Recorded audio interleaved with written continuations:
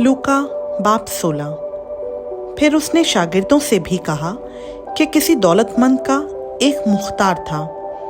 उसकी लोगों ने उससे शिकायत की कि ये तेरा माल उड़ाता है। बस उसने उसको बुलाकर कहा कि ये क्या है जो मैं तेरे हक में सुनता हूँ। अपनी मुख्तारी का हिसाब दे, क्योंकि आगे को तू मुख्तार नहीं रह सकता। उस मुख्तार ने अपने जी में कहा कि क्या करूं, क्योंकि मेरा मालिक मुझसे मुख्तारी छीन लेता है। मिट्टी तो मुझसे खोदी नहीं जाती और भीख मांगने से शर्म आती है। मैं समझ गया कि क्या करूं, ताकि जब मुख्तारी से मौकूफ हो जाऊं तो लोग मुझे अपने घरों में जगह दें। बस उसने अपने मालिक के एक एक कर्जदार को बुलाकर पहले से पूछा कि तुझ पर मेरे मालिक का क्या आता है। उसने कहा 100 मन तेल। उसने उससे कहा अपनी दस्तावेज ले और जल्द बैठकर 50 लिख दे। फिर दूसरे से कहा तुझ पर क्या आता है। उसने कहा 100 मन गेहूं। उसने उससे कहा अपनी दस्तावेज लेकर 80 लिख दे। और मालिक ने बेईमान मुख्तार की तारीफ की, इसलिए कि उसने होशियारी की थी, क्योंकि इस जहान के फर्जंद अपने हम जिनसों के साथ मामलात में नूर के फर्जंदों से ज़्यादा होशियार हैं।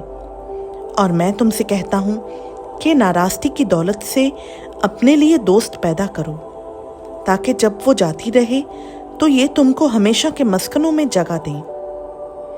जो थोड़े में दयानतदार है वो बहुत में भी दयानतदार है, और जो थोड़े में बददयानत है वो बहुत में भी बददयानत है।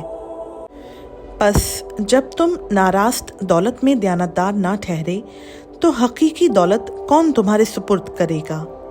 और अगर तुम बेगाना माल में दयानतदार ना ठहरे तो जो तुम्हारा अपना है उसे कौन तुम्हें देगा। कोई नौकर 2 मालिकों की खिदमत नहीं कर सकता, क्योंकि या तो एक से अदावत रखेगा और दूसरे से मोहब्बत, या एक से मिला रहेगा और दूसरे को नाचीज जानेगा।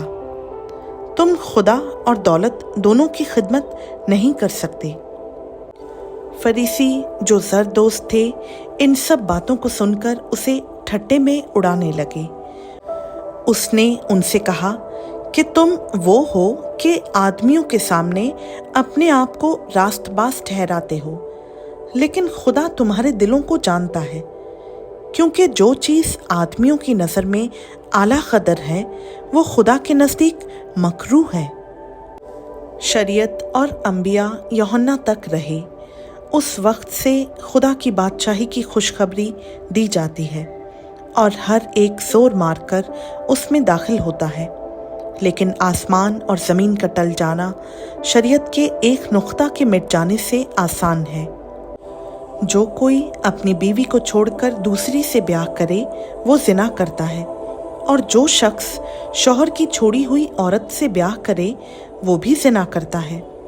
एक दौलतमंद था जो अरगवानी और महीन कपड़े पहनता और हर रोज़ खुशी मनाता और शानो शौकत से रहता था।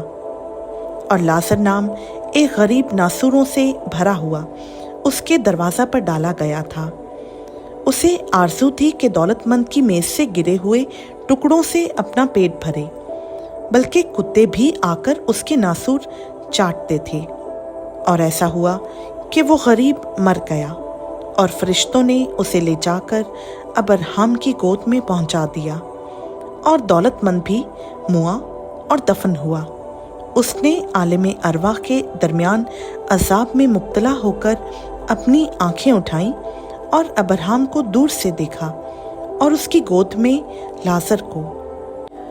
और उसने पुकार कर कहा, ऐ बाप अब्राहम, मुझ पर रहम करके लाजर को भेज कि अपनी उंगली का सिरा पानी में भिगोकर मेरी जुबान तर करे, क्योंकि मैं इस आग में तड़पता हूँ।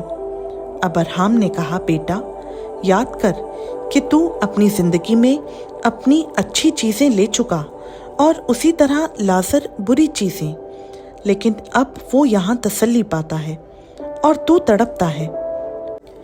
और इन सब बातों के सिवा हमारे तुम्हारे दरमियान एक बड़ा गड्ढा वाक़ई है। ایسا کہ جو یہاں سے تمہاری طرف پار جانا چاہیں نہ جا سکیں اور نہ کوئی ادھر سے ہماری طرف آ سکے۔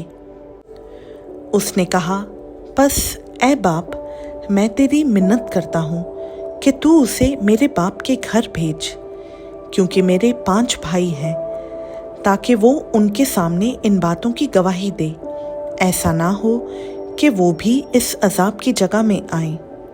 ابراہیم نے اس سے کہا، ان کے پاس موسیٰ اور انبیاء تو ہیں، ان کی سنیں۔ اس نے کہا، نہیں اے باپ ابراہیم، ہاں، اگر کوئی مردوں میں سے ان کے پاس جائے تو وہ توبہ کریں گے۔ اس نے اس سے کہا کہ جب وہ موسیٰ اور نبیوں ہی کی نہیں سنتے تو اگر مردوں میں سے کوئی جی اٹھے تو اس کی بھی نہ مانیں گے۔ خداوند کا پاک کلام کا پڑھا، سنا، سمجھا اور قبول کیا جانا ہم سبوں کے لیے باعث برکت ہو۔ آمین۔